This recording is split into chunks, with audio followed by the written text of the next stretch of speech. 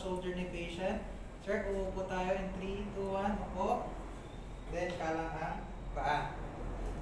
Punta sa likuran yung pasyente. Squat position.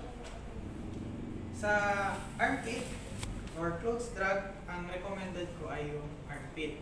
Ibang damit kasi is, dito manipis.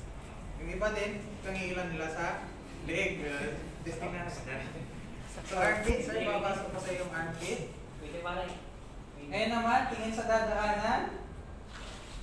Linisin ng daan, sweep and pull. Sweep, tsaka pull. Para yung kintab na.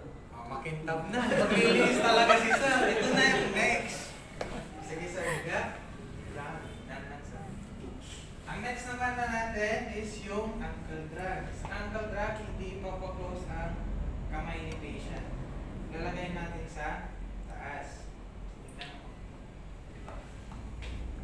Punto ka sa ankle niya.